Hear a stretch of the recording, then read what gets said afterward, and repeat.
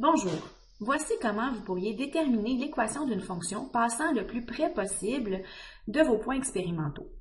Alors tout d'abord, on peut illustrer nos points expérimentaux pour mieux visualiser ce qui se passe. On clique sur la première donnée avec le bouton gauche de la souris, on maintient enfoncé et on glisse jusqu'à avoir sélectionné toutes nos données, puis on relâche la souris. Une fois que c'est fait, on peut aller insérer dans le menu Insertion un nuage de points de la façon suivante. Alors, on a ici l'illustration de nos points expérimentaux qui sont représentés par des losanges bleus. Ce qu'on veut faire ici, c'est insérer une courbe de tendance. Alors, on va avec le bouton de droite, cliquer sur l'un des points et choisir « Ajouter une courbe de tendance ». On a une fenêtre qui s'ouvre ici et on a le choix de plusieurs types de courbes de tendance. Donc, celles qui sont possibles, c'est celles qui sont en orangé. Alors ici, on a le premier choix qui est une droite. On voit que la droite ne passe pas vraiment proche de nos points expérimentaux, donc dans ce cas-ci, ce n'est pas un bon choix.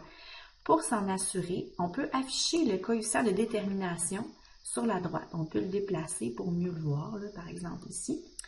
Donc, il est quand même près de 1, mais bon, plus on va avoir un R carré qui va être près de 1, mieux l'approximation va être. Je reviens ici en cliquant sur ma droite, là, sur les options de courbe de tendance. Alors, je pourrais prendre une courbe logarithmique. Bon, c'est pas très bon encore une fois. On voit que le R2 est moins bon. Ensuite, on pourrait choisir une fonction polynomiale. Là, déjà, c'est beaucoup mieux. On peut augmenter l'ordre du polynôme, c'est-à-dire le degré du polynôme.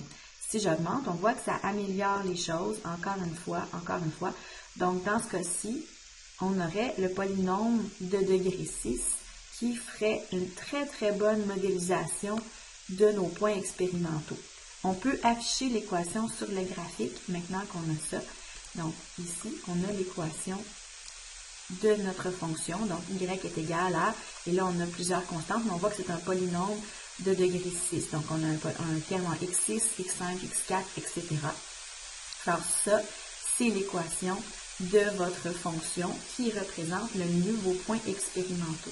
On va donc se satisfaire de cette fonction-là pour modéliser la courbe qui suit du plus près possible nos points expérimentaux.